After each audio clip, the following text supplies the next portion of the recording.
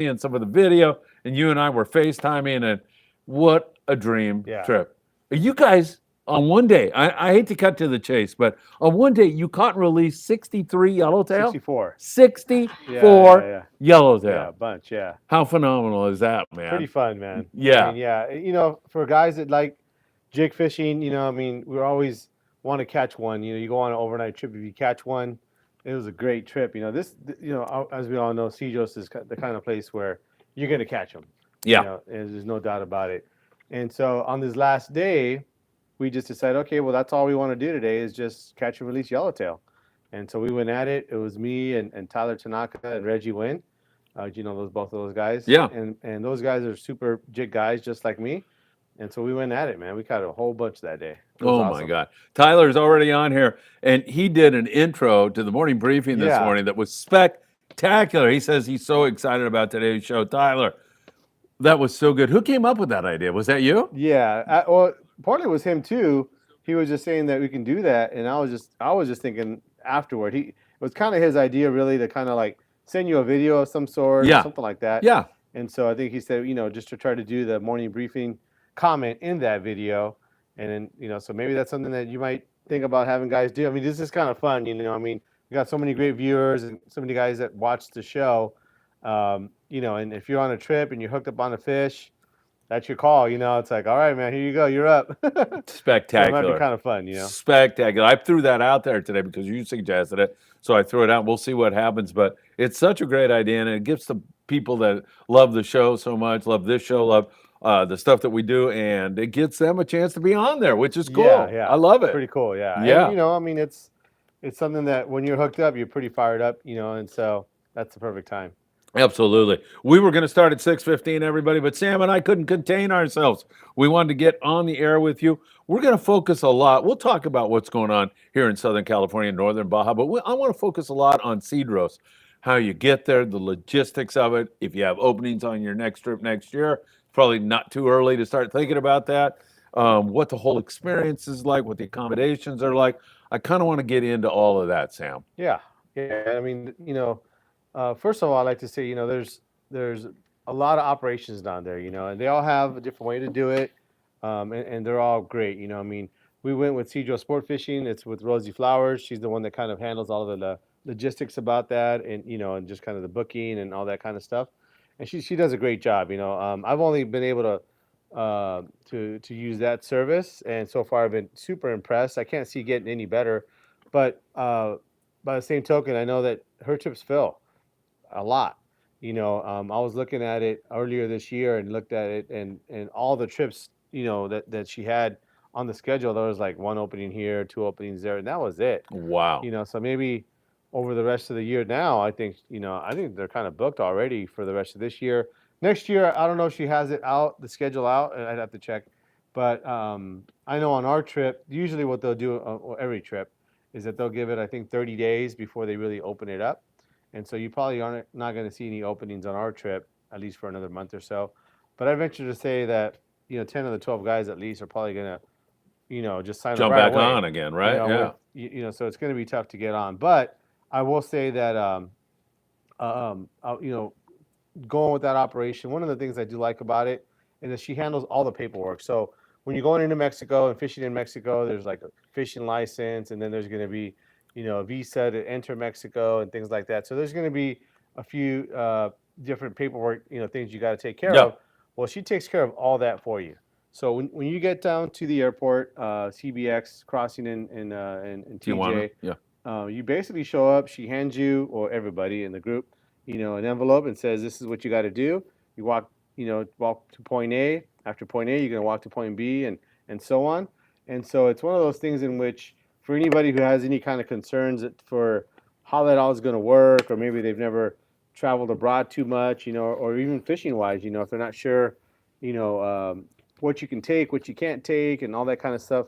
She's very, very clear and very concise in her emails and communications about all that. So I think that makes it really, really nice, Yeah. Heck yeah. because there are some limitations. You're on a small airplane. It's a chartered flight. There's just 12 of us in the captain, on the airplane. And Is there a so, co-pilot on these things, no, or just no the captain? co-pilot. Yeah, just the captain.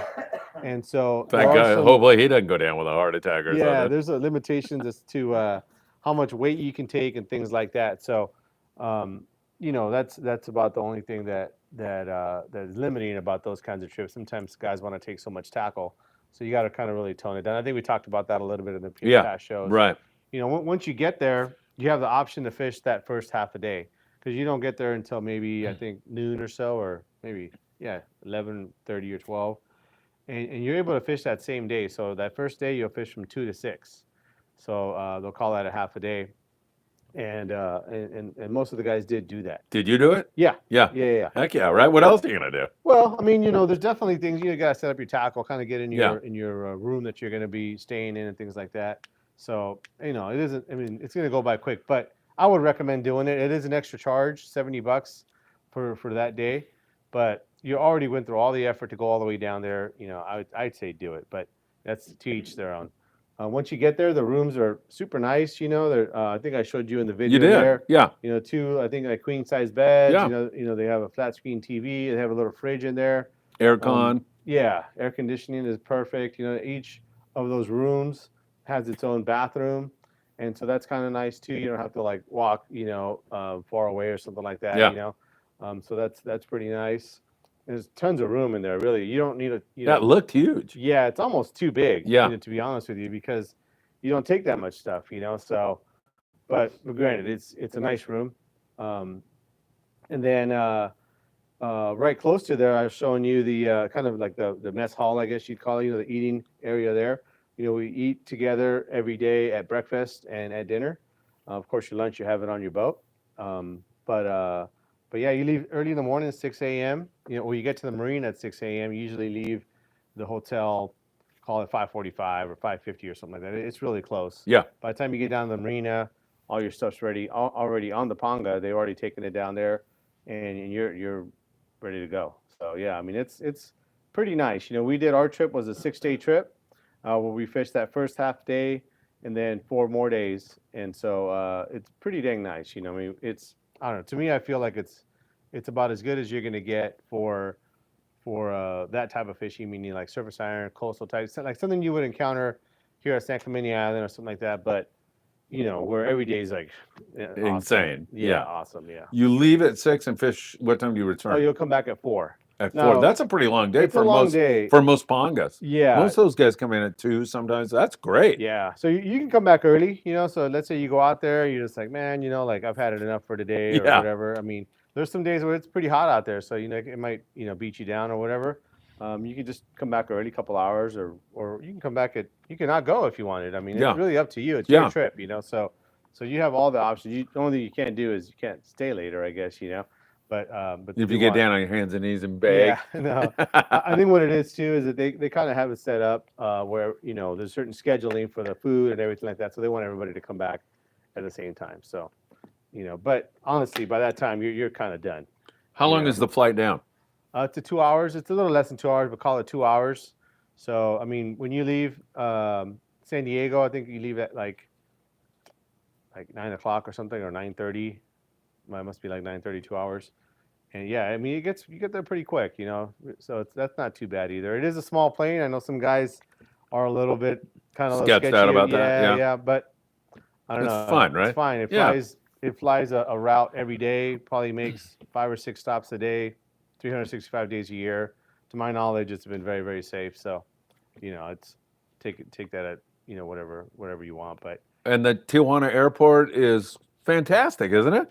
Yeah, I mean, honestly, because of the way that Rosie has really figured out the logistics of that, part of it is that she has a airport employee basically walk you right down to the gate, and so you're not like trying to figure it out. They're like, okay, man, make it to gate 7 and look for signs. Yeah, right. But no, and you're in a foreign land and language and everything. You don't have to worry about any of that. You don't have to worry about it. I mean, he pretty much just like holds your hand all the way down to the airplane. Yeah, literally. And so that part of it makes it nice. You're walking through the airport. You're only going to walk through one part of it. I'm pretty sure there's other parts of the airport that service regular commercial flights. Yeah. And so, yeah, I couldn't really speak on the rest of the airport, Yeah, but the right. part that we go through is super nice. Yeah. Yeah. But it's the same kind of thing like you're taking any kind of flight. You got to check your baggage. You got to get your baggage through the X-ray scanner and things like that. So, there's the same process, except for that it's like you're like VIP. You just, all right, man, this is your gate. This is your I should say your turnstile. So we all go through the same one. Everyone else is going through the one, and then they have the one for us because we have the rods and everything. Yeah. And so, it's very, very Nice. kind of like, yeah. You feel special in a Yeah, way. Yeah. well, and this makes it so that we're not going to get lost. We're not going to get separated. We're not going to have a guy who just doesn't make it down there or something. I don't think you would. I think you would figure it out, but it just makes it so that you almost can't mess it up. Yeah. Yeah. So It sounds like Dan Lightfoot could even do this. I mean, I'm pretty sure he could. Are you sure? He's pretty skilled at messing it up, but His even this daughter's one- on here, his mother. So I don't want. Hey, I'm Yeah. only kidding, Barbara. But yeah, no, for sure. We all kind of go together all the way down to the gate, and so it's not bad at all. All right. And food when you're at the lodge, what's that like? Yeah, it's basically like a lot of guys kind of commented, listening to that, and it's basically like a home cooked meal. Yeah. It's pretty good stuff, really high quality ingredients. The presentation on it would be like if like someone you would go to your friend's house and someone was going to cook for you type of thing. It's like that. It's very, very good quality food. Yeah. Every day. A lot of Mex. Is there a heavy emphasis on that? Oh yeah, I guess in a way. I mean, there's steak and Sounds there's so good though. I love albondigas. There's Yeah. stuff like that. There's going to be tacos one day. There's going to be.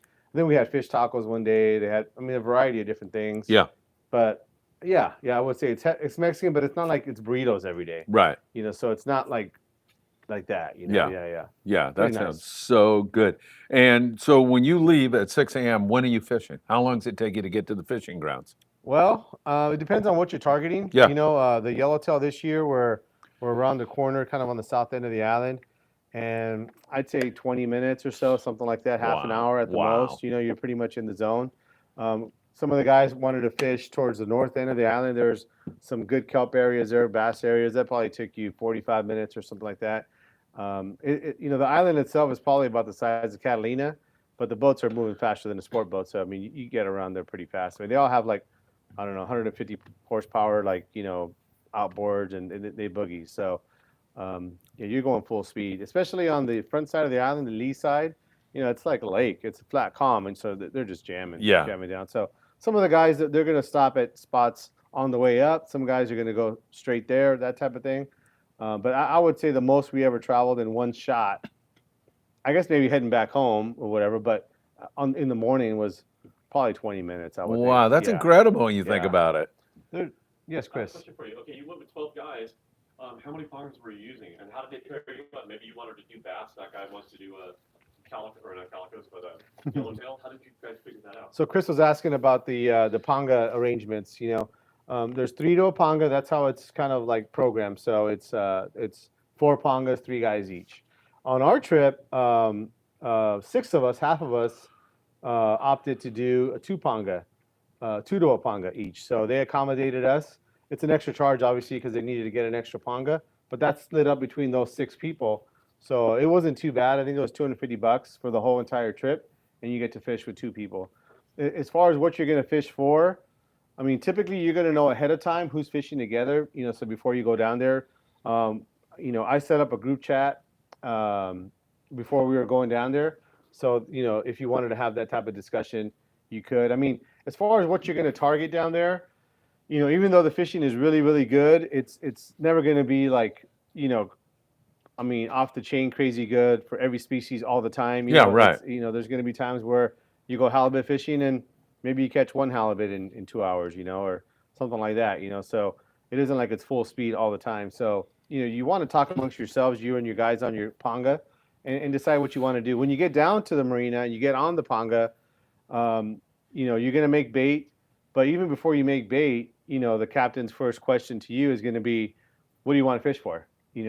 Obviously there's a limitation. You're not going to go fish Dorado and Wahoo, Blue marlin. Yeah. So, all the island species, but he'll tell you, what do you want to fish for? If you want to fish for whitefish all day, he's got a whitefish spot. That's awesome. If you want to fish for halibut, he's got a couple halibut spots, whatever you want to do, so, but that'd be usually is decided by the anglers, and obviously they'd have to kind of talk with themselves.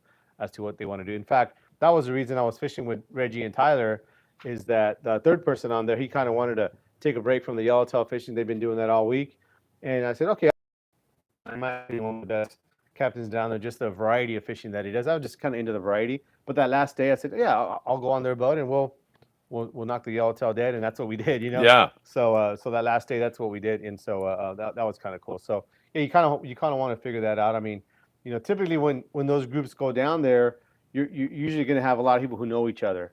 So what I recommend, at the very least, is that if you, let's say, don't have a group that you're going to go with, and you can plan it out ahead of time, is if you can get 2 more guys, then now you're 3 to a panga, and then you can have that conversation all year long. Yeah, while yeah. you're getting ready. That's a great idea. So if that works out for you and that's something that you can arrange, then that's cool, you know. So, but there definitely isn't a set program every single day. It's what do you want to do today? That is so cool, right? Yeah. So that's pretty cool.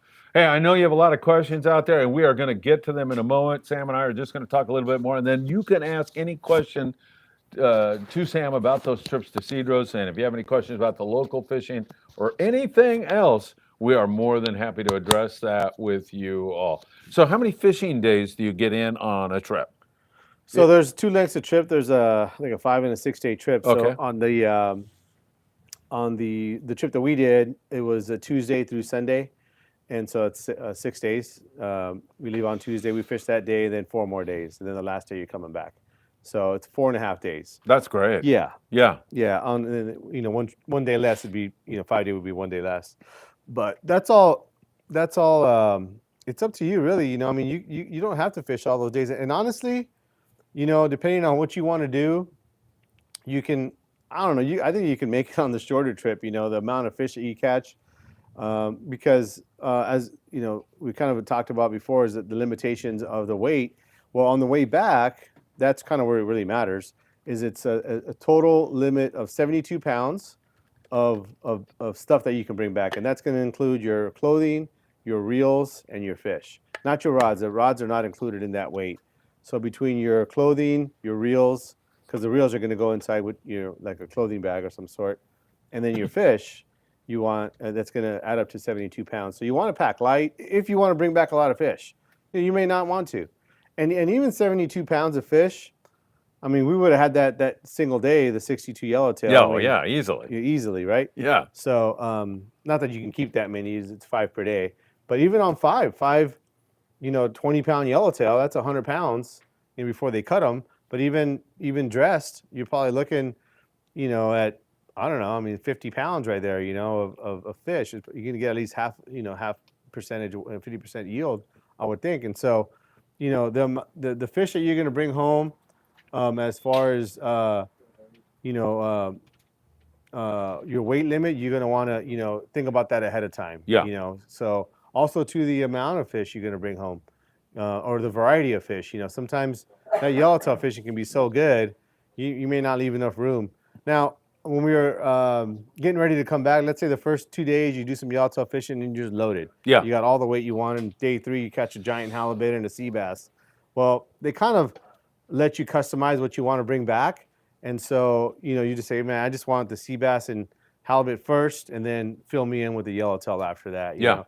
They have a way of getting rid of that stuff, you know, and so it probably goes into the community there, and then they consume it there. Oh, I'm sure, right? Yeah. Yeah. So it's you know, totally good. You're gonna bring back, I mean, all the fish you want. Yeah. Yeah. You could probably leave all your stuff there. Say, you man, I don't want any rods and reels, and keep my clothing and bring 72 pounds of fish back, I guess. But it's all you want, man. It really is, yeah. And speaking of sea bass, Ed Rudolph. Ed, Yeah.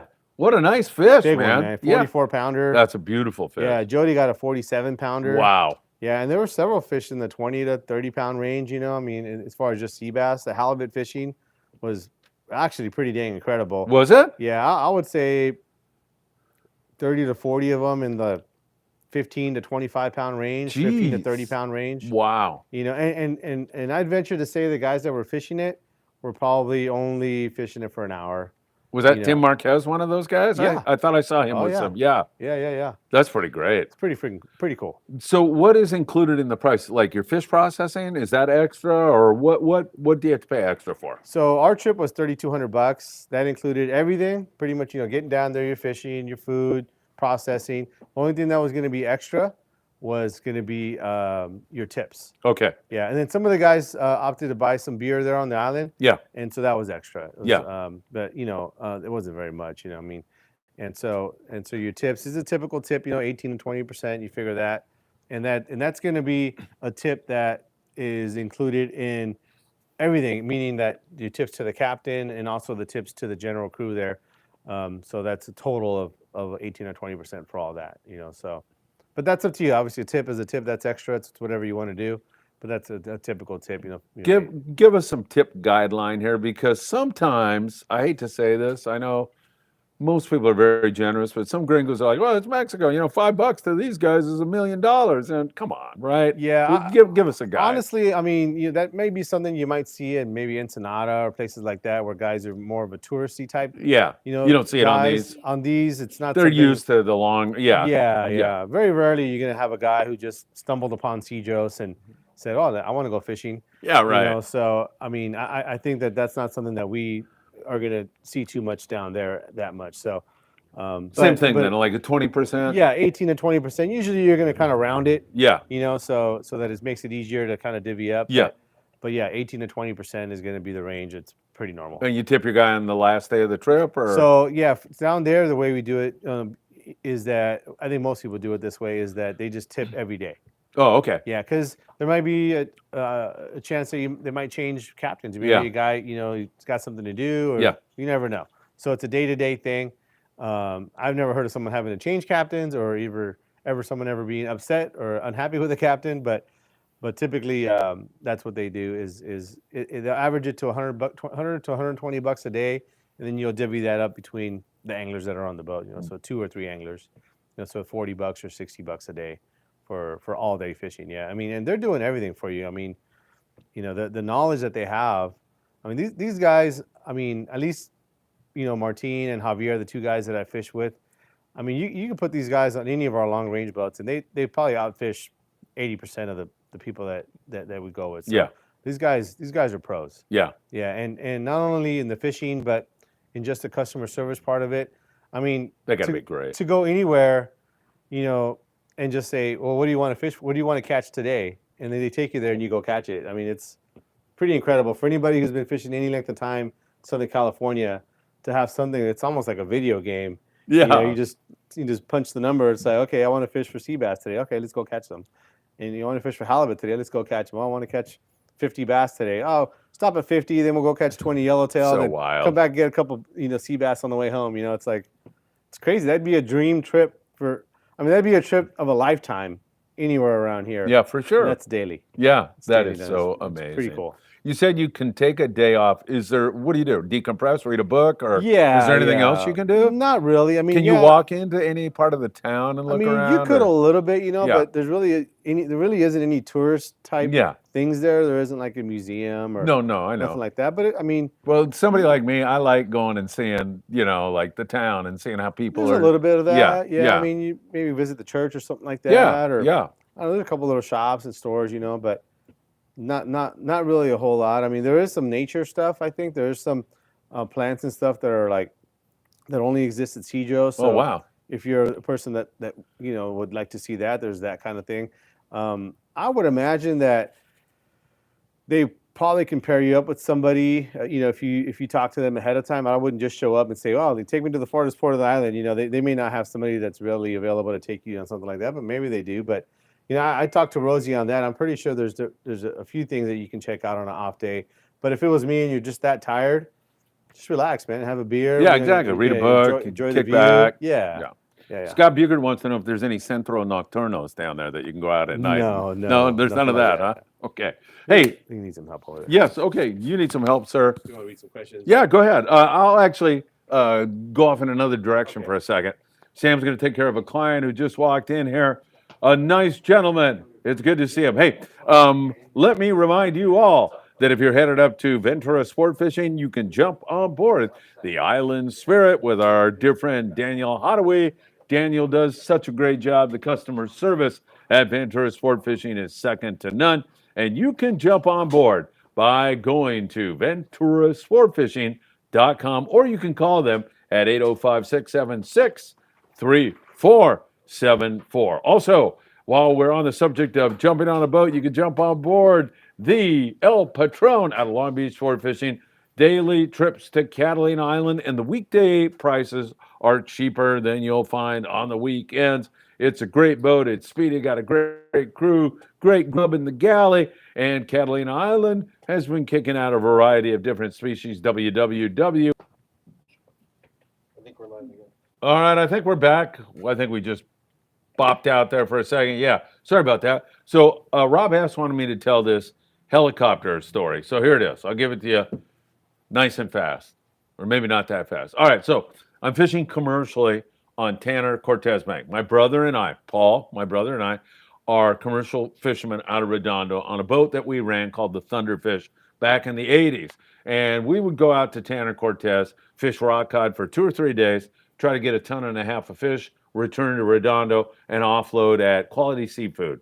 That's who we were offloading to in those days. So we're out there on Tanner Bank, and we were fishing with a guy named Gordon Stewart, who has passed away. I'm afraid he was killed in an automobile accident. But Gordon was a big guy, maybe at that time 350 pounds, I'm guessing, something like that.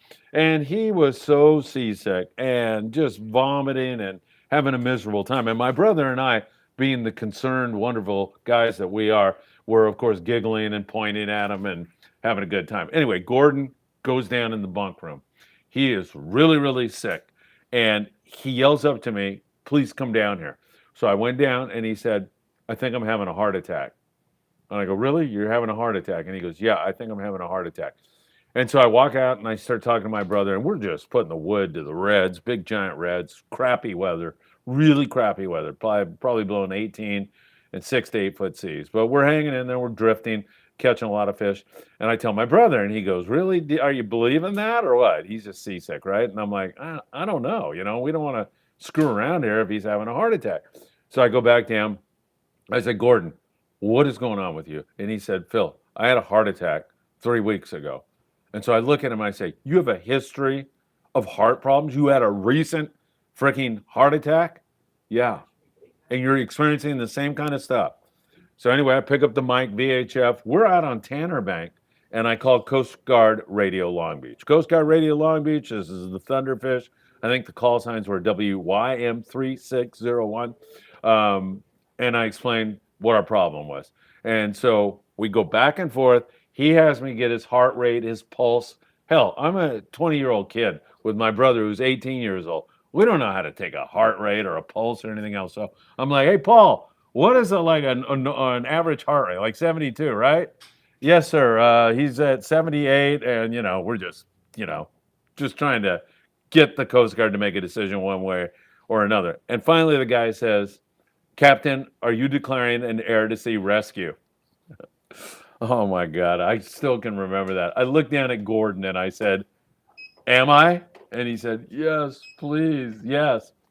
So anyway, we put this thing into motion. Like 20 minutes later, we had an F-16 or whatever it was, F-14 in those days, just blare over our heads and then bank around. And so I go, well, they know where we are now. And so I'm on 16 talking to Coast Guard, and they're dispatching a helicopter now. The helicopter's en route, and while he's en route, they are telling us now, you need to run over to the oil rig.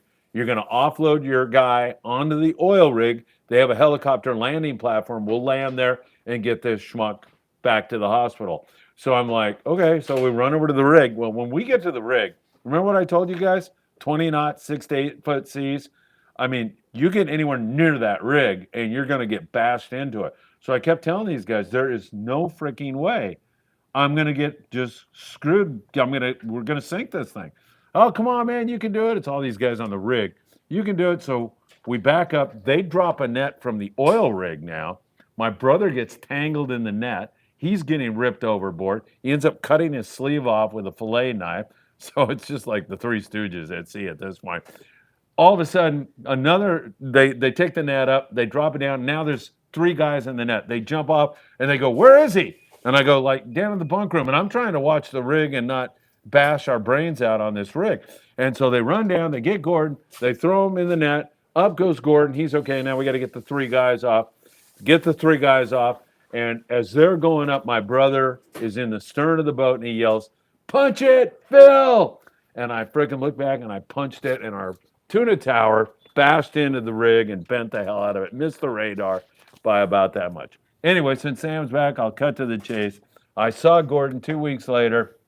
I said, "Man, thank God you're okay. How'd everything work out?" And he said, "You know, I wasn't having a heart attack. I was just so seasick I wanted off that rig, and I just wanted to friggin' strangle him." So there you have it, Rob S. So back to Wait a minute. How'd you learn how to fly a helicopter? yeah, really. I couldn't even run that boat. And then my brother and I were out. We go back out, and by the time the helicopter is leaving with Gordon, we're out there just putting the wood to the fish, looking, going, "Oh, there he goes," you know. Yeah. It was brutal. All right, back to Cedros. You want to jump into some questions? Sure. Because I'm sure people have better questions than I'm able to come up with. Fishing with Mike is sitting right behind us. Michael Limon. Good evening, Phil and Sam. Good evening, Michael. Mackie says, "Sam and Tyler, what setup did you guys end up using the most, catching all those yellowtail?" On the yellowtail specifically, it was just a jig stick, really, a surface iron rod, CalStar 9-foot rod and a Trinidad 20. Variety of jigs, everything from, JRI, Salis, Tatty. But yeah, I mean, it's pretty much surface iron is for that. For that bass fishing, we took a bass rod, so your typical kind of like baitcaster type rod and reel. Fishing plastics? Fishing plastics, yeah. Catch any big stick bass? baits, yeah. Yeah. I mean, it almost, you get a little jaded. You start catching 5 and 6 pounders. It's just like, man, another one. Oh my gosh. And the first one you get, you're like, wow, that thing's What huge. a nice bass, yeah. And then after day 3, you're just like, oh, I just got another one. That's probably 4 or 5 pounds. You're just like, this is crazy, I mean, Wow. I don't think we caught, there were stretches where we didn't catch anything less than 3 or 4 pounds. I mean, just big ones. It's so cool, so that's a little crazy. And then that halibut fishing, I just used my jig stick, actually. I didn't use a typical, what you would consider like a halibut light tip rod or nothing like that. I used one of my jig sticks, just tried to tie a drop loop into the 50-pound. Yeah. Down there, that halibut is not like up here where you got to be gentle with it. I mean, you kind of still do a little bit because it can go crazy, especially those bigger ones. But as far as your setup, you just don't have to do that. Just a regular dropper loop and a hook, a nice big hook. And then I personally took a slow pitch rod and then a spinning rod too, just for fun. And I got some on both. Oh, did you? Yeah. So that was a lot of fun. The spinning rod actually was almost, the funnest as far as just the single thing. It was almost comical. The rod that I took was a kind of a medium to lighter weight jigging rod and a 6,000 size reel. The reel actually held up perfectly fine, but the rod, I wish someone would have took a picture of that. It looked like one of those, those ice fishing rods or whatever. I think it was all bent to the handle, but the handle is just fine. I mean, I got 3 in a row on it, and nice ones, 20, 25 pounders. Oh my God! And you're talking fish that you really can't mess around with, because of the kelp. Yeah. So you had to really put the heat on them, and that little rod did perfect. That is fantastic. That was fun. Lipper the Fisherman says, "Hey Phil, hope you have a great show. Thank you so much. We are having a great show." Robert Graver says, "Good evening, Phil, Sam, Michael, Marcus, and all of the Friedman Adventures family. Welcome back, Sam." Robert's a great guy. Barbara Rivera is Michael's mom. She says, "Hello, everyone. Barbara, you should come over and go surf fishing with us one of these days." Dan Smith is the man. Hello, Phil, Sam, Michael, and all the Friedman Adventures family. Isaac says, "Good evening, everyone." Man, a lot of people watching the show, Sam. And, they were so stoked to I was able to follow along a little bit with you guys, and everybody was just kind of getting that vicarious thrill out of what you guys were doing. Is there a different groups there at one time, or just your group? No, there is. So with the company that we went down with the sport fishing, Cedros Sportfishing, they actually have 2 different lodges. We call they have Lodge 1 and Lodge 2, so it's 12 on each one. Typically, they're offset by a day or 2, and so because on the airplane, I think there's really only the one airplane that lands at the place. So I think that the airline company, I guess you can call it, Yeah. it's just one. I think it's just one airplane that does a route every day, and so I shouldn't say I don't know how many planes they have, but it's only one plane lands. They probably have multiple planes, and doing different things. But at Cedros, One a day. just one a day. Yeah. And so and there's other lodges too, so I'm sure every lodge has a day that they use the airplane.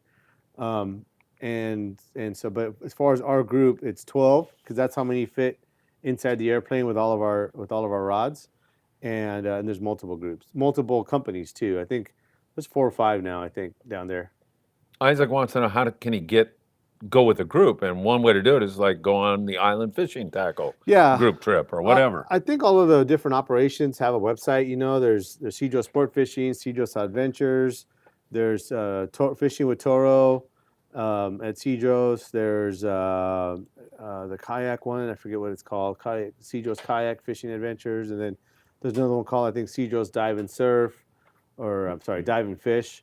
So there's at least 5. I think they all have websites, and they all have schedules. Typically, just like a sport boat, they'll have a schedule that it'll show the openings and a phone number you can call if you have more questions and things like that. But they're all pretty much running. So I mean, at any one time, you might have, you'd have 4, 8, 12, 16 or so pangas total around the boat, around the island. And so, but that'd be probably the most you would see in a day. Yeah. Yeah, that's not bad at Still that not- place. I mean, I was telling somebody today, actually Blake, just the amount of life there, as we're running up the island, 40 miles an hour or whatever, I mean, we're jamming, and it doesn't seem like you'd go 1 minute without seeing a ball of bait. Wow. I mean, it's almost like socked in. The whole island is just full of bait, full of life. I mean, all the wildlife. Your dolphins, your turtles, molas, sea lions, harbor seals, elephant seals. I mean, everything. It's just the life there. It's crazy. And you see all that bait, you almost think, well, I don't think we're gonna catch nothing, man. Those fish aren't gonna be hungry. We have all this food right here, Yeah. But there's a lot of predators too, I guess. A lot of barracuda around, a lot of yellowtail around, a lot of bass around. So, yeah, it's just a place that's just alive. That for is sure. so cool. Tyler Tanaka said it's the best fishing trip by far of his life so far. Nice. He told me that earlier. All right, Trip and Tommy says he likes to take at least 1 rod for each day of a trip. So if he's on an 8-day trip, he takes at least 8 setups. Yeah, that could be one way to do it. Although, I don't know. I mean, if you go on a 2-day right now on this tuna, you're probably going to take at least 8 setups. So I think from, tuna fishing from 0 to 10 days, yeah, you're taking at least 8 setups, I think, yeah. Andrew wants to know, is there a noticeable difference between glass jig sticks and graphite jig sticks when it comes to arm fatigue? You know what? Sometimes, yeah. I don't think that's the only factor, as far as it being whether it has glass or graphite. There's not a lot of full graphite rods. They are going to have, some glass and graphite in them. But no, it's really going to be more the stiffness, So how stiff the rod is and how much effort it takes to load up, that's really going to be where you maybe start getting some arm fatigue. Sometimes people will look at a glass jig stick and think, well, that thing's so heavy, it's going to be hard on my arms. But actually, the amount of effort you have to put into a rod that's stiff, whether it's glass or graphite, that's going to be a lot more work. Yeah. And so, but on the flip side, if you have a rod that is too light, meaning that's like, quote unquote, easy to cast, like super parabolic rod, when you go pull on a fish, it's going to bend all the way to the handle. And so now you're going to have to pull a lot harder because it's bending, so much. So Yeah. the rod's not going to do a lot of work for you. Whereas a rod that's stiffer, once you do hook a fish and you just hold the rod up, the rod itself is going to do some lifting for you. Yeah. So there's definitely always a give and take. But I would say a rod that has a little bit more glass in it is probably going to be, as far as casting, a little bit easier. But when we're down there, that's not really the problem. It's really how many fish can you pull on. I mean, really, that's going to be the bigger issue. You get to 15 or 20 of those things in a day. You're starting to get. Yeah, it doesn't matter what rod you have. Yeah. Chad Christopher, I will offer a ticket. Chad's a great guy, by the way, and he's working on a movie right now that sounds like it's going to be fantastic. I will offer a ticket to a pre-Emmy rooftop pool party in Hollywood on September the 11th for who brings in $300 of used tackle for the Friedman Adventures Drive to take to the kids down there on Cedros Island. That is a That's pretty generous cool, man. offer. Chad, thank you so much. And for those of you who don't know, Diego Nuno, Sam, and I, we're all working on getting a lot of used tackle down to Cedros Island. And you can drop that off right here at Island Fishing Tqckle. Once Sam gets enough of it, he'll call me and we'll come over and pick it up, and then we'll store it until Diego's ready to ship it on down to the island. But Chad, thank you so much. We deeply appreciate that. Robert Newman, great program. Phil and Sam. Robert, thank you for being with us, my friend. Heard the yellowfin showed recently at Cedros. You see any Yeah, of that? there was a or little hear bit of talk of that. We didn't see any ourselves. I know last year, the trip after us, or 2 trips after us, they caught some.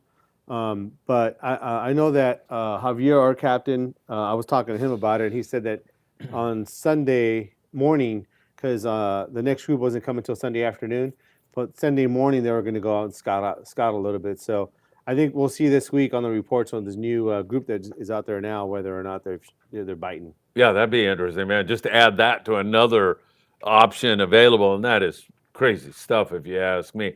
Again, they're asking how much fish can you bring back, Sam? Sacco hunt. So it's really not how much fish completely. It's going to be a total weight.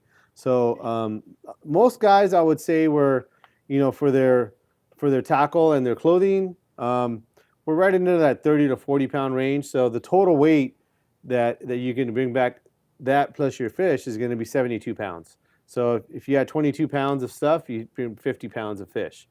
If you have, less or more, you just subtract it from 72. So it really depends on how much you take. And that's pretty important, I mean, I was down there, all that time, fished, a great day of yellowtail fishing. I didn't lose one service iron the whole trip. Really? Yeah. Oh, wow. I could say I was pretty lucky. I know Tyler, he might chime in here. He lost a little bit more than 0. But I will say, typically, I would say you probably going to lose at the most 3 or 4 jigs at the most, So when guys come into the shop and ask, well, how many jigs do I need? It's like, well, you probably already have 10 times more than what you need. Scale it back. If you take 6 or 7, I think you should be good. Pretty good. Yeah. And let's just say you're on that trip of a lifetime, where not only are you hooking a bunch of them, but they're all 50 to 60 pounds, and you're busting off a lot of fish. Well, they have a tackle shop there. The tackle shop sells, Tatty 45s, Salas 7Xs. They have jigs there. And actually, there's 2 tackle shops. There's one that's right at the lodge, and there's one that's just up the street. And so That's great. yeah, if you take 3 or 4 jigs and you lose them all, you're going to be fine. So don't go overboard on the stuff you could take. If you want to bring a lot of fish back home, that might not be something you want to do, and you want to bring a whole bunch of fun stuff, or maybe you want to bring some foul weather gear because you don't like getting wet, or whatever the case may be. Yeah. You could definitely go down there with whatever you want, but the total weight is going to be 72 pounds, what you bring back. So that's how you want to look at that. All right. Great stuff. Tyler Tanaka wants to make everybody knows, I know this for sure, even though I screw with you all the time, but Sam is one hell of a jig fisherman, loves it, and you've got it down, and Tyler fished with and got to see it firsthand. You're not a guy just in a tackle store. You really love throwing the iron, don't you? I just love doing it. I think on that day, I just kind of had their number for sure. I was using a 7X that was just getting bit like strong. And then even I switched to a Tatty 4 Senior, and that was biting good too.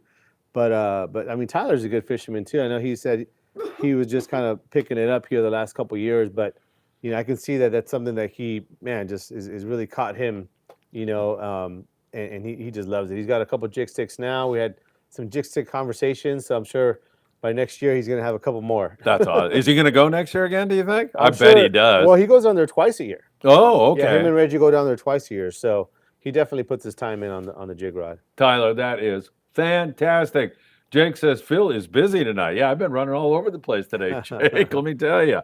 But I'm loving it, man. George Mayberry.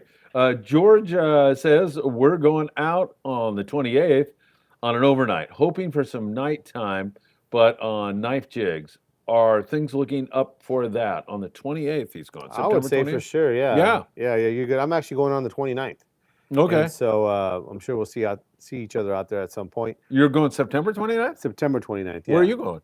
On the New Loan 3-day trip. Oh, cool. Yeah. Oh, so I'll just be getting in. Yeah, he's going on an overnight trip, so maybe I won't see him. Yeah, you might not see him, No. and he may not get a shot at that night fish either. Maybe. Yeah, Depending. that's tough. That stuff's been on the outside. Yeah. Yeah. So by the time you leave, if you're leaving on an overnight, probably not too much on the knife jigs for an overnight trip. Yeah, let me think. The Highliner the other night, was that an overnight? It was an overnight trip. And I talked to Max and he said, we got a family on here, never been fishing before. And he goes, I don't know that we're going to get there on time. But they got there at 3:30 in the morning. He hooked and handed 7 fish. Oh, wow. They ended up with like 13 fish for these people who've never ever had a great time. So, yeah, maybe it will, maybe There's we a can get out chance of there a for little bit sure. early. I wouldn't say it's a sure thing. Yeah, me either. But definitely a chance. Red Pill, good evening, gents. Good evening, Red Pill. Great show. Sam, what reel would you pair with a SS270H8 and what application would you use this setup for? Thanks in advance. Thank you, Red Pill. Yeah, definitely. That's a great fly line rod, 20-pound rod. I actually have one myself. I've caught a lot of nice fish on it, 20-pound. I actually fished mine. I used to fish it back in the day with a Newell 220, but anything in that size, that small size, something like a Torre 14, a Saltis or Saltiga 20 or 15, maybe a Fathom Star Drag 12 or even something like that would be great on that. But something you're going to load up with some 40 or 50-pound braid and a 20-pound Top Shot fly line. Raul is with us now. Sam, welcome back. I just picked up a Fathom 15 XNLD2 and want to pair it with a rod. What do you recommend? A lot of great applications for that reel. A lot of guys like that reel for some, slow pitch type fishing. So if you're going to do that, you want to get in your, maybe like a 6-foot style slow pitch rod, like a 250 to 350 gram rod. If you're going to be doing more of a fly line thing, great 30-pound reel. So anything in an 8-foot, 20 to 50 would be a good match for that reel. Do you know how excited Michael Limon gets when the show starts speeding up and you start answering questions? You know what he's thinking? Oh, we're that much closer to the chicken wings, aren't you? I know you, little rat fink. He said he hasn't ate all day. He's loading up. Oh, you haven't eaten all day? I have. Oh, you're okay? Well, let's go 3 hours All right, tonight. yeah. Remember when we first You're started? supposed to help me out on that, man. Yeah, really. Let's get over there. Yeah. All right, let's see. I think Sniper Gene. Hey, Sam, what are your favorite United composite rods for calico bass using swim baits and fly lines? Sniper Gene, thanks for joining us. So right now, the one that I use a lot, it's the Swim Bait Fanatic Heavy. So it's a 7'10" heavy. So it's what they have there. That's the one I've been using. They have a new series. They just came out with this, also in the Swim Bait Fanatic category of rods, and it's a 8.5-foot blank. Those things are pretty nice too. So I definitely would take a look at one of those. I'm probably going to switch to that one here. As far as for your fly line rod, well, that's going to depend on how heavy a line you're fly lining with. But all of their GP rods are great. Their lightest rod, which is the 80 Mega, is probably like a 25-pound rod. So if you're looking for something lighter, you'd have to go with something else, maybe something in their Gusa line, maybe in like a Mega or a Mag or something like that. But any of their 8-foot GP rods would be great for fly lining. All right, very good. Steve Apodaca, my last fishing trip out of San Diego, a passenger died on a 2.5-day trip. He had a problem, a diabetic problem. We are really, really sorry to hear that, and our thoughts and prayers are with that person's family and loved ones. Unfiled taxes? Call Table Fishing in Cedros, and Sam did a great job organizing a really great group. And Tim Marquez, I'm sure, made the group great too. He's such a good guy. Super good guy. Yeah, he was so cool. I mean, that's probably the only thing I can kind of cite. Sometimes think guys will compare, like a long range trip to like these kind of trips. The only thing I can say that is to me a little bit, I would call it a negative, but it depends on how you take it. Is that when you're fishing, you're only fishing with the guys on your panga, and I wish I could have fished with all of them together. So like when you're on a long range boat, you're all fishing at the same time. So not so much for anything else except for you get to screw around and banter back and forth with the guys. So that's about the only thing. But once we get back after the trip, everyone's talking about oh, that guy lost a fish here, or you know what, man, you can't get away with anything because usually you're going to be with the guy that and so you can't really get away with too much. The guy's going to expose you as soon as you get back. At least with this group, there was kind of no one pulled any punches as far as a guy that did something that they shouldn't have. But I know with Tim, him and his buddy Brennan, they were back and forth afterward. You know, they're letting Going at one another? Yeah, they're letting us know how each of them did or didn't do on the trip. Yeah. That's fun. freaking awesome. We love it. Tim, you are one of a kind. Real time fishing. Phil, great story on the rig after your buddy admitted he wasn't having a heart attack. How did you stop from putting him back in the hospital with a great deal of patience? Let me tell you, real time fishing. Man, that freaking guy, I'll tell you, almost sank our boat. Steve Din. Good evening, Phil, Sam, Michael, and the Friedman Adventurers family. Thanks for making my Monday much better. Steve, thanks for being here, my friend. We really appreciate it. Tyler Tanaka, I get the feeling, man, this was the best trip. Well, he told me it was, but I was just so thrilled with that intro and everything. It was so cool. I'll answer Mackey's question about tackle as well. For yellowtail, I use a Seeker Lua 10-foot jig stick and a Shimano Trinidad 20 with 50-pound mono. For yo-yo, I use a Super Seeker 40 to 60 pound with a Talica 16. So did Tyler just get into saltwater fishing a few years ago? Did I hear you right? No, I mean not more the jig fishing. I think. Okay. Silver Sound fishing. Yeah, Okay. yeah. He grew up in Ventura area. Yeah. Originally where he's from. So there's not not really a place that you're gonna go on a boat and fish surface iron for yellowtail. You know, so it's more the surface iron stuff. Yeah, good stuff. He impresses me, Tyler. I'm talking as if I've met you, and I haven't. He impresses me as the kind of guy, if he gets into something, he becomes a student of it and attacks all the knowledge. Because he comes on here sometimes and he has like knowledge about, he's looked into it. Oh, for sure. I Yeah. mean, he's definitely the guy who was started rigging the earliest and finished the latest. You That's know? funny. Yeah. Yeah, he was always rigging, trying to perfect everything. I know. At one point, we were just after dinner. He was rigging up a rod, and I think he tied a knot like 8 times in a row because he wanted it to be just perfect. You know. And every time he's like, "What do you think?" I'm like, "Oh, it would work just fine." He's like, "Oh no, I'll cut it off and tie it again." What about this? I'm like, "Oh, I think it'll work just fine." I cut it off again. I'm like, hey, "Whatever. Why you even ask me for it?" That's so funny. But yeah, he's definitely that kind of guy who wants things a certain way. All his tackle is just so, and you know, and he loves fishing the squid tricks. Oh, he does. Yeah, he loves the squid tricks. I love you, Tyler. That's Scott Buchert's favorite. He can tell you more about that. Yeah. Okay. Yeah. Did he get a bite on it? I don't know. He can tell you more about it. All right, Tyler. We could have a talk. We may have to hook up with a remote. Or he might just bring it up here. Yeah, he might. Who knows, man? That's for sure. And you said Ventura. My sobrina or my what's the word? Niece. My niece. Yeah, really.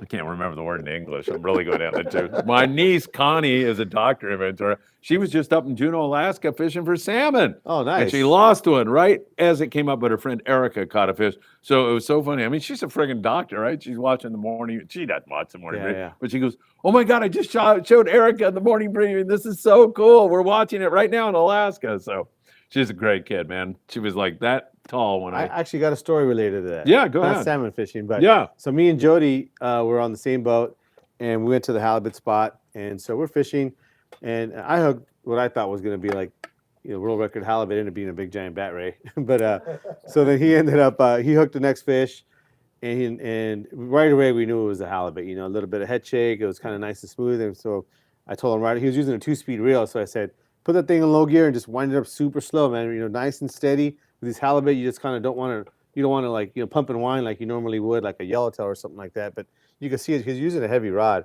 It was bent pretty good. I'm like, oh man, he's got a nice one. About halfway up, pow, it just comes off. I'm like, oh man, it felt so bad, Yeah. He brought it up, and sure enough, his knot broke, and he was using like heavy lines. So I was like, man, I know that was a big one, because his rod was bent. Like, oh well, man. So 10 minutes later, we're fishing again. 10 minutes later, I hook up. I'm bringing it up nice and slow. I'm like, I could feel the weight on it. It felt like I had 2 10-pound reds, that kind of like heavy, just I'm like, oh man, I got a good one. And so I see color on it, and I saw what biggest halibut I've ever caught. Yeah. I'm like, oh my God, that thing's huge, man. Yeah. So Martini goes, he gasses it. We're like, oh yeah, nice one, He brings it up overboard, and he's like, wait a minute, he's got my hook and my sinker in there. I'm like, That's oh awesome. man, same fish ate both of our baits, That's man. funny, man. That thing was hungry. Did you give it to him? What, the sinker back? No. Yeah, I told him the sinker, yeah. I wasn't going to keep a sinker. What kind of guy you think I am? I love it, man. That's a great story. That is too much. Hey, Rob was on the Tomahawk once, rough weather. He got dehydrated. He didn't need the USCG to come out and rescue him. LA County firefighter on board, straighten him out with some Wow. liquid IV and electrolytes. Yeah, electrolytes are really, really important. Tyler Tanaka, I also bring in all-around seeker 30 to 60 pound rod with a Talica 12 for dropper loops and lighter jigs. I also bring a slow pitch rod and have slayed all species on it. Phoenix Titan, ML and OSHA Jigger 2000. Frankie Sanchez. Hey, Frankie, what's happening? Hey, Phil, just wanted to take the time to applaud you keeping us informed about the jig strike. We appreciate the honesty. My pleasure, Frankie. You know, I mean, it's just news is what it is, so we're not here to hide anything. And I will continue to do that. I will do that for you for sure. Rob S., if you go to Cedros, do you need a book passport or can you use your passport card? I'm going to guess you need the book because you're flying, right? You Or know not? what? I'm not sure on that. Oh man, I wish I could answer that better. That's got to be it. You need it because you're Yeah. flying. Maybe. Maybe I'm wrong, but Yeah. I mean, the it's like, card is for driving and by boat. well, but you're not flying out of LA. You're flying out of Mexico into Mexico. That's true. So I didn't think about that. You're right. I think it's just the card. I bet it is. But Now that you say I that, would, you're right. I would guarantee you 100,000% that if you emailed Rosie at Cedros Sportfishing, she'd have the answer right away. Yeah, absolutely. But I now that when you put it might be that able to way, look. I think you're right. Are you looking right now? No, Steve just texted me that the card works because you're just walking over the bridge because you're in You're Mexico. there. So after you get into Mexico, You don't need a passport. you don't need a You're doing a passport. domestic flight at Yeah, that point. yeah. How far is the walk? It's about from It's shorter than going to the chicken wing place, isn't it? I would say about a double chicken wing. A double chicken wing walk. Yeah. Huh. That's about the measurement I'm pretty sure he's very familiar with. Now, if Michael were to walk across, is Paulina allowed into the airport? If he's got a passport card, yeah, for sure. You have a passport card? No, no. Oh, But you're going to man. get one tonight, huh? Get Grandpa to get you one. All right, good stuff. Cal, is this the Cal we know and love? Could be. Could be. Hey guys, welcome back. Sam, do you bunk with someone or do you have your own room? No, there's two to a room, but it's a pretty big room. You Yeah, know? it's It's huge. not like a stateroom on a boat. It's pretty big. I mean, you could probably fit like 8 beds in there. Honestly, I mean, it's pretty dang big. But no, you will be sleeping in a room with somebody. So yeah, as far as I know, that's the way they do it. I think one of the other operations, I forget which one, it's one to a room, but I don't know. Yeah, I mean, whatever, right? But if it's something that you have concerns over, I mean, they may be able to accommodate something, but I'm not 100% sure. But the ones that I've done, it's been two to a room. Do you snore or did the guy you were with snore? I mean, Maybe, and it not doesn't really, bother you. yeah. You just, especially on those trips, Yeah. you're so freaking yeah, tired. you're pretty beat at You're the end of the passing day. out, Yeah, right? Yeah, Yeah. you're tired. I mean, a lot of people think, okay, you're going to Mexico, you got the beer, you're gonna be like up, late, playing cards, and no way, man. By the time it turns dark, you just had dinner and you just had this great day of fishing in the sun, and not only that, you got to wake up the next morning at 4:30 in the morning because there's breakfast at 5. You got to get your sleep in, man. So This yeah. is kind of a trip for the hardcore fisherman, right? It is. I mean, you could definitely leave later and make it a little more leisure to you. You can do that, but all the groups all day, they fish hard, and so they're tired at the end of the day. Yeah. But it is your option. If you say, man, I don't want to leave till 9, Yeah. that's fine. Do what you want. And I want Yeah. to come back at 3. That's fine. And you're still going to catch a ton. You're not really going to miss out. Although I will say that it seems like the better fishing is typically in the morning, but still, even then, you're going to catch a lot of fish. So I wouldn't worry so much about that. It's just a matter of however you want to do it. So yeah, but the guys who typically go are hardcore guys. Yeah. So, out of everything, the plane ticket, the hotel room, how much would you think it would be the fuel surcharge? How much all that would be? So Michael was asking what the price of the trip was. So our trip was a 6-day trip, $3,200. That includes everything. That includes your flight, your fishing, your food. What else was it? I mean, huh? No, it doesn't include your beer, but it includes all your lunches, all that kind of stuff on the boat. And if you want to buy some beer, they definitely have some beer down there to buy. That's pretty easy. And the only thing it doesn't include is going to be your tips. Yeah. When you go across, the bridge to go to the TJ airport, do you do that as a group or individually? As a group. Okay. Yeah. Like I was saying earlier, it seems like it's like a VIP deal, because there's multiple gates that are going and doing the check process or whatever. Well, they bring you in together, and then you have your own gate that's just for us 12 guys. Yeah. Yeah. So it's pretty well organized. All right. And Rosie's, the name of her, That's her name is Rosie Flowers. right, and the name of her operation business is Cedros Sportfishing. Cedros Sportfishing. Yeah. Okay, just because you're recommending it, Yeah. and I know it's solid, so that's good stuff. All right, Tim Marquez says he took clothes that he was going to donate to me. Tim's really good about that kind of stuff, thinking about others all the time, and left it behind to reduce his weight. Sam helped me keep my tackle box light. Brought back 45 pounds of delicious fillets. There you go. How can you beat that? David! Hey, David, good to see you again back here with us. Sam, what was the hot jig on the trip? Anything you threw at him, right? Yeah, pretty much. I mean, I would say anything that was mint or had some green in it, or blue and white, was working just fine. I actually bought a couple of jigs when I was down there, at the tackle shop, some things that I thought looked cool, and then used them the next day, caught fish on them. Yeah. So yeah, I mean, definitely that's the kind of trip where you're going to gain some confidence in your jigs. But if I were to take one jig, it probably would be a mint jig. Mint, call it a Taddy 40 Senior, Salas 7X, the JRI 7 or JRI 4. I know that Tyler and Reggie were super hot on the 4. They were catching a lot of fish too. It's a little heavier jig, so it casts pretty far. But anything mint was going to get a bite. Hal, good to see you, my friend. He's got a great question. He says, hi, Phil, Sam, and Michael. Sam, sounds like a heck of a trip. Did you guys get to eat some of the fish you caught, like the fresh fish down there? I think so. I mean, I know we ate fish a couple of times. I couldn't tell you, to identify the fish where it came from, but it could have been from that trip or from maybe the previous trip or something like that, But we definitely ate some fish once at least. It was some fish tacos that were delicious. Is that a lobster place too?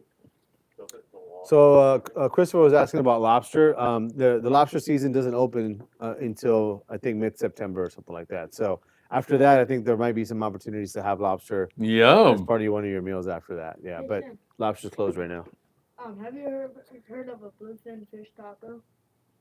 Yeah, Sure. I've heard of it. Yeah, bluefin fish taco. Pretty good. All right. Yes, very good. Have you ever heard of a boccaccio fish taco? Yeah.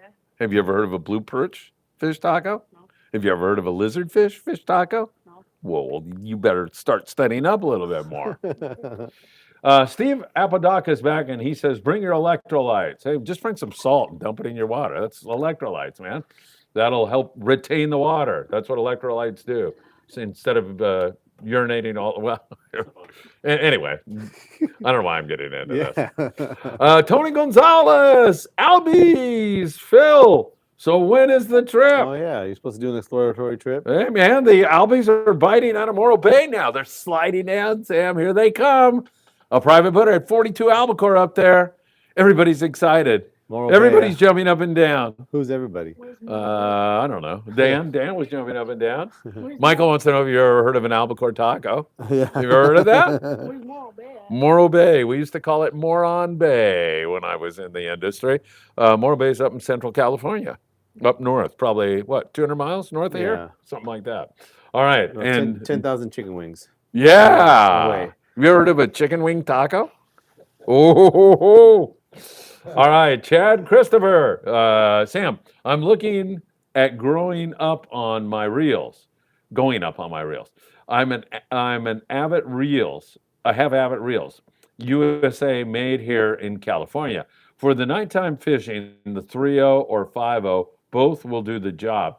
If buying one, what do you suggest? The 30. I think he's talking about the 30 or the 50. So I probably would just go with the 30. That should be just fine. You might also consider that HX Wide Raptor. They have a HX Wide Raptor 3-speed. That's an awesome reel, and that'll handle anything from 0 to 300-pound fish. But that if you're liking those EX30s or EX50s, that EX30 would probably be more than plenty.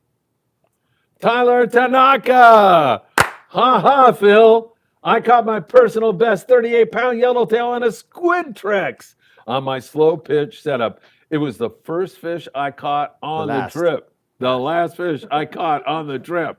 You used that fish for your morning Yeah. briefing thumbnail. Man, that was a nice fish, Tyler. I couldn't resist that for the thumbnail. Yeah. Does it have 4 props or 2 props? Just one. Oh, just one. Yeah.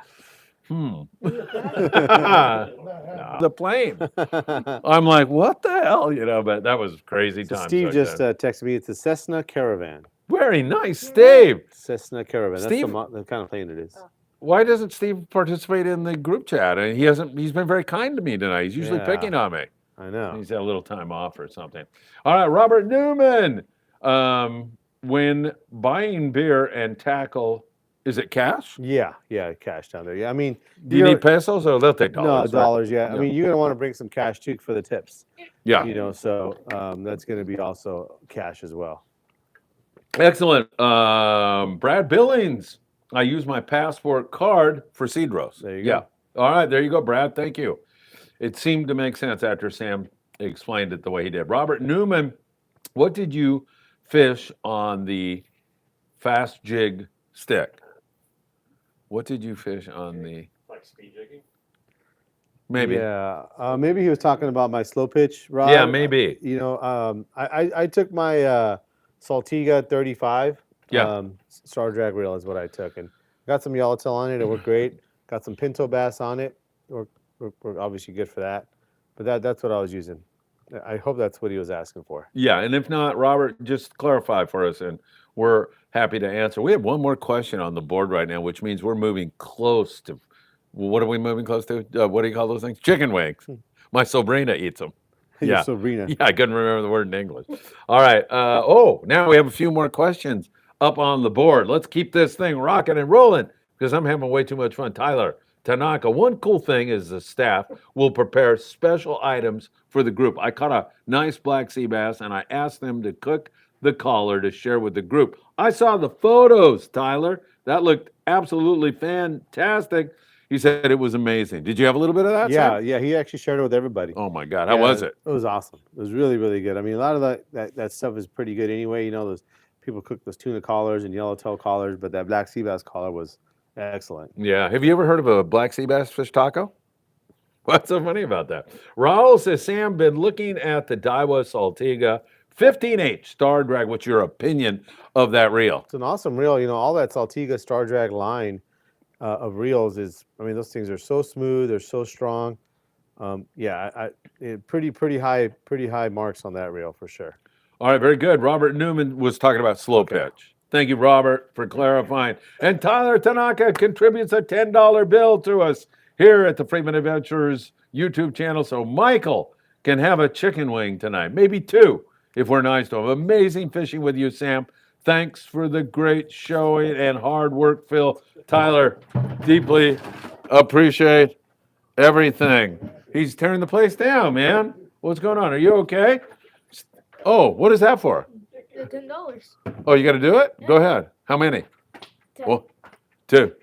Steve Apodaca says, great show, guys.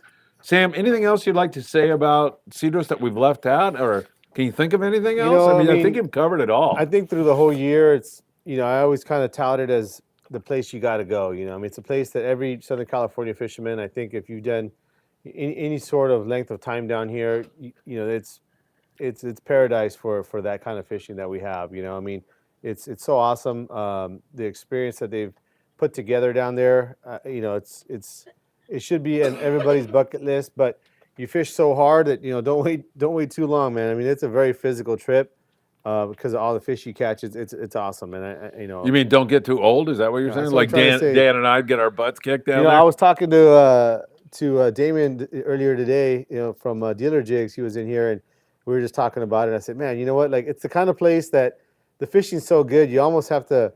You don't have to, but I think that I'm going to get to that age, you know, in the not too distant future where I won't be able to do this. But it's the kind of place that you can say, okay, you get 2 guys that are like just hardcore jig fishermen, and say, okay, on this trip, I want to catch 300 yellowtail and 300 bass for the boat. And I think you could do it. you know, to catch everybody catch 100 yellowtail and everybody catch 100 bass, you know, and that's the kind of thing. It almost seems like gluttonous, you know, but I mean, It's so cool. you could do something like that, Yeah. you know. So I think the fishing is that good down there. It's you know? attainable. So it's for sure attainable. Physically, that'd be Yeah. a limitation. You know, can Yeah. I actually do it? And so one day it's going to happen. It's like, oh, that was it, man. I had my chance. You know, Yeah. but yeah, for anybody that just likes to lure fish, and on top of that, bring some tasty halibut home. I mean, gosh, you know, it's an awesome place. Did you bring fish home? Oh yeah, Yeah. 50 pounds, same thing. I mean, I got a lot of fish at home. Yeah, it's pretty awesome. But, you know, sea bass, halibut, black sea bass, pinto bass. I got enough for a while. It's pretty good stuff. Royalty is with us now. Chuck Zimmer, the president of the Redondo Beach Rod and Gun Club. By the way, Michael, just so you know, Chuck is wrapping a rod for Paulina, and he's putting her logo on it. He's making it really, really beautiful. Sounds to me like he's trying to impress her with this. Like, do you want to say anything to Chuck? Like, go easy on that, or you're good with him? Yeah, I trust Chuck. All right, Chuck, that makes one of us that trust you, Chuck. Have you worked with CRB Pro Wrapper? Decking between, yeah. huh? Checking. Oh, checking between an Alps or CRB. I don't even know what the hell he's talking about. Yeah, You want to Chuck, translate that? Yeah, Chuck. I have not used the CRB, but you know, we sell them here, and I've seen it kind of put together. It seems very similar, you know, to be quite honest with you. I don't see a whole lot of differences. I know that the track system on one of them is a little different. I don't think it's any better. It's just, you know, the accessories that you're going to use are going to be kind of more native to that. But it's the same basic thing. You know, you step on a pedal and it turns the wheel. That part of it doesn't really change a whole lot. In fact, a lot of guys are starting to use the bobbins instead of using the thread carriage. But so that might not really be a factor. But they're basically the very, very similar machine. You know, I mean, I know it's a hard choice. I think I still have some of the CRBs here and also the Alps. If you want to take a look at them, come on down. Steve Apodaca says, you know, it's nice to go fishing and then come back with fish for the year, man. Yeah. Oh, for sure. I mean, that's kind of a lot of fishing is right now. You can go on a 2-day trip and catch 250-pound bluefin. I mean, that unless you just eat bluefin lunch, you know, breakfast, lunch, and dinner every single day and have a big family, I don't think you're going to go through all the fish you can catch on a 2-day trip right now. I mean, it's crazy. Yeah. Maybe not right now. I know the wind's up, but you know, generally. Yeah, it is up too. Yeah, It's yeah. nasty. A lot of guys are canceling is what some of the word we were getting in before we went on air here. I think that's it, Sam. we're good. I did want to ask you about the fish processing. Do they vacuum pack all the stuff and Yeah, everything? all vacuum sealed, same as you would get in San Diego. All really nice, done really nice, and yeah, it's pretty super high quality. Yeah. What besides the fishing makes this such a memorable experience? I've got to think it's the camaraderie, and you probably have Yeah. closer friendships with these guys now, right? You know, I mean, it's just a different experience fishing from a panga, I will say. Yeah. But honestly, it's the fishing. I mean, if you like to jig fish, I mean, the amount of times that I saw a yellowtail eat my jig, you know, if I had never gone down there, I don't think in a lifetime I would see that many yellowtail eat my jig, you know, the way down there. You know, I mean, yeah, you catch them sometimes, you don't see it, you know, you're whining, all of a sudden, oh, it comes tight. Yeah. But the amount of times that You you look see at it. I mean, the big splash, or you just see it flash on your jig, you know, I mean, it's incredible, you know. So to me, I feel like if you're of that kind of mindset where you just like that visual hookup, Oh, who doesn't? I don't think anybody does. Yeah, I don't think anybody can deny that. I mean, but to me, I feel like the fishing is just, I mean, there's no other place that you can get to that easily. There's other parts of Mexico where there is that many yellowtail, you know, that you can catch that many. Yeah. But you probably have to drive and Yeah. make, you know, your own accommodations, and you have to figure out a hotel and things like that. So I'm not saying it's impossible, and there isn't anywhere else in the world where that happens, but there's nowhere else that I know of that you can get there so easily Right. and have everything pretty much. You show up and start Turnkey. fishing. Yeah. You know, so I don't know. To me, the yellowtail fishing down there it's just, you know, second to none as far as your efficiency to your efforts. You were mentioning earlier that, you know, maybe there's 16 pongas on the most busy day down there. Hell, I was down there with 8 long range boats, know. and we were getting Smoking 200, them, yeah. 300 yellows Yeah. No problem. No So problem. that 16 pongas is no pressure at all. No, and they're not all fishing yellowtail. You know, you got Yeah. guys off fishing bass, guys off fishing other stuff too, and that would be the most Yeah. that you would see on the whole island, Right. which is It's- nothing. yeah. That fisher's going to keep going. Chris. I have a question. You said you took a spinning reel. Were you throwing poppers? Okay, Chris was asking about the spinning reel. Actually, on the spinning reel, I was fishing these hybrids here. In fact, I think it was this exact one. But I actually did start with fishing a couple of bigger stick baits. Oops. Oh. But they ended up being a little heavy for the rod, so that I couldn't really fish them. So I had one of these. I switched to this, and caught a bunch of yellows on this guy here. But I think a small popper probably would have worked just fine. It's just what I took with me ended up being a little bit heavier than I just didn't really think it out too much. All right. Very good. Thank you, Mackie, for showing that off. Tony Gonzalez wants to know that fish you brought back, how long does it stay fresh? How long is it good for? I bet you it's a couple years at I least. bet it is. Yeah. I mean, that stuff is vacuum sealed. I mean, it's put on ice right when you catch it. They cut it that same night, and they put it on in a freezer. So you bring it home, it's pretty much frozen, and you put it in your freezer. As long as you take care of it, don't smash it up or nothing like that, it'll be good for a long time. One more question that I have. People that have trepidations about traveling to Mexico, it sounds to me like all of that vanishes on this kind of a thing. You get walked across the border, you get on a Yeah. plane, you fly to the island. And the island is a little insulated, Like Right. I said, there really isn't anything there. There isn't a nightlife that you might find a guy that gets out of hand that causes trouble for the police, and now you got a Yeah, situation. there's none of that, right? There isn't any of Is that. there cops there? Yeah, there is. I'm sure there is. There has to be, Yeah. But I mean, it's not something that you see, Yeah, right. And even to get intimidated for. I mean, I know some of the towns you might see, a couple of National Guards, driving down the street with the machine guns and all that kind Yeah. of stuff. That doesn't exist down there, So it's a little insulated from what you're really not even. You don't almost- even, yeah. Yeah, not something I would be concerned Perfect. with at all. Yeah. Perfect. Brad Billings wants to know if you slow troll for the hoodel down there, the yellowtail. Well, we didn't on our boat. The place that we were fishing, the area that we were fishing the yellows, there's pretty kelpy area. So I'd venture to say if you were trolling, you'd probably be instantly in the kelp. But I'm sure you could have hooked fish that way. But on our trip specifically, it just wasn't necessary. The fish were up and boiling really good. So we didn't on our trip. What do you say we go over and eat some chicken wings and Time. talk more Mexico and fishing and just have a good old time? It's so good to see you. What a great trip, man. Yeah, man. Fantastic. Michael, thanks for contributing to the show and asking about whether we'd ever eaten a blue perch taco. I thought that was a magnificent question.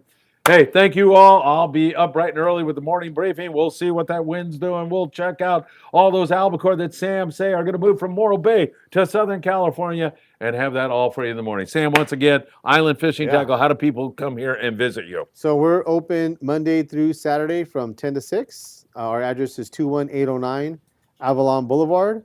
We're here in the city of Carson. Phone number is 310-707-1205, and you can reach me there or email sam@islandfishingtqckle.com or through our Instagram or Facebook page, Island Fishing Tqckle. All right, everybody, don't forget to hit that like button before you sign off and share this video with a friend. Sam and I will be back next Monday. Thanks again, everybody. Have a great evening, and thank you, Sam. All righty. Good stuff.